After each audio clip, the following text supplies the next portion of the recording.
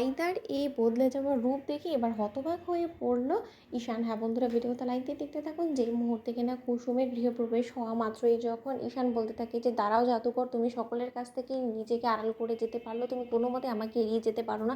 তোমাকে অবশ্যই আমার প্রশ্নের উত্তর দিতে হবে। তুমি আমাকে বলো, ভাইদা তোমার উপরে চাপ সৃষ্টি করেছে, তোমাকে বিয়ের জন্য বাধ্য করেছে, তাই তো? কুসুম, তুমি আমার কথা শুনছো?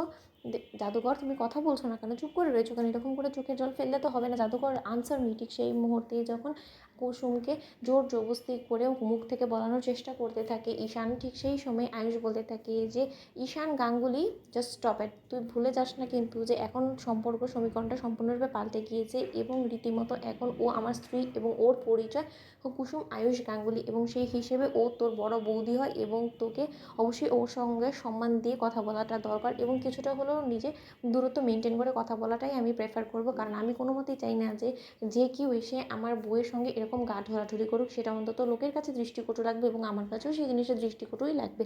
অন্যদিকে যখন ঈশান বলতে থাকে যে ভাইদা তুই এরকম করে কথা বলছিস কেন, তুই তো সেই ভাইদাই নই, এবং তার থেকেও বড় কথা তুই তো সম্পূর্ণভাবে পাল্টে গিয়েছিস, তুই এরকম কেন করছিস বলতে। এবং আমি নিশ্চিত যে তুই কিছু না কিছু শর্ত দিয়ে কুসুমকে বিয়ের জন্য বাধ্য করেছিস, তাই তো?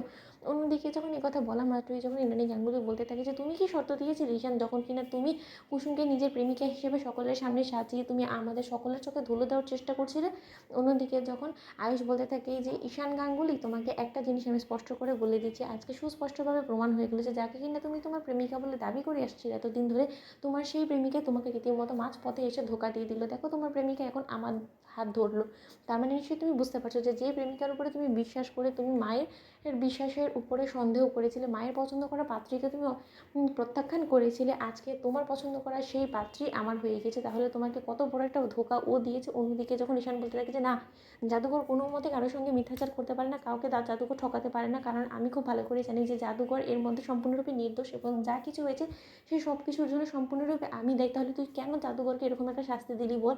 আমি খুব ভালো করে জানি যে তুই জাদুঘরকে কোনো মতেই স্ত্রী সম্মান দিয়ে তুই ওকে ভালোভাবে রাখবি না ভাইদা, কারণ তুই রীতিমতো প্রতিশোধের আগুনে পুড়ে তুই জাদুঘরকে বিয়ে করেছিস এবং জাদুঘরকে প্রতিনিয়ত তুই অসম্মান অপমান করে মায়ের উপরে হওয়া অসম্মান অপমানে তুই বদলা নেওয়ার জন্য ওকে বিয়ে করেছিস। এটাই তো সত্য কথা ভাইদা, তুই কথা বলছিস না কেন বল? তুই সকলের কাছ থেকে সম্পূর্ণটা এড়িয়ে যেতে পারলো, আমার কাছ থেকে এত সহজে তুই লুকোতে পারবি না।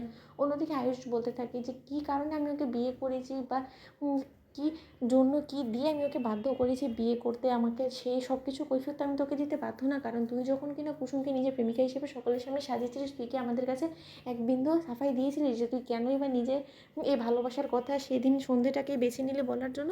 অন্যদিকে যখন ঈশান বলতে থাকে যে তার জন্য তুই এতটা নিচে নামতে পারলি, ভাই এটা তোর থেকে আমি এক্সপেক্ট করিনি। তো বন্ধুরা, কেমন শেয়ার করো, সাবস্ক্রাইব করো।